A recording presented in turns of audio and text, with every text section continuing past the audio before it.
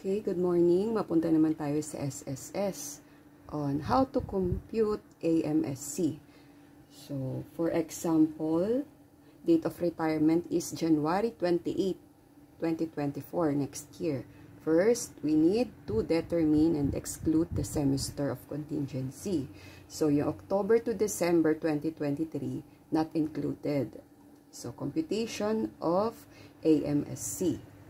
Get the sum of the last 60 monthly salary credit or 5 years prior semester of contingency and divide by 60 to get the average monthly salary credit or AMSC.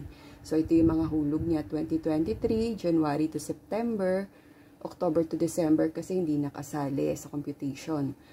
Kasi nga, January 2024 siya magre-retire. 2022, may hulog siya, January to December. 2021, January to December.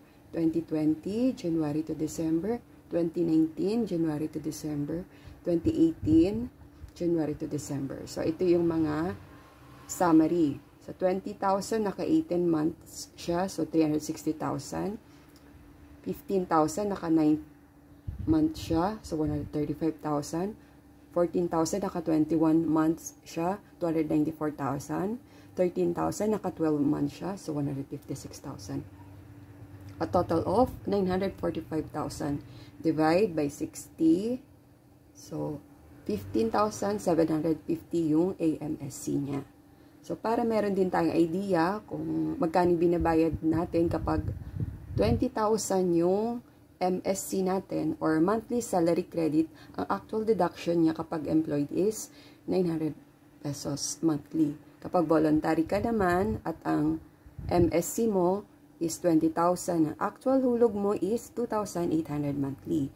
Kapag employed ka naman at ang MSC mo is 15,000, ang actual deduction mo is 675 monthly. Kapag voluntary ka naman ng MSC na 15,000, ang actual hulog mo is 2,100 monthly. This is based on SSS Schedule of Contribution effective January 2023. Yun lang, salamat.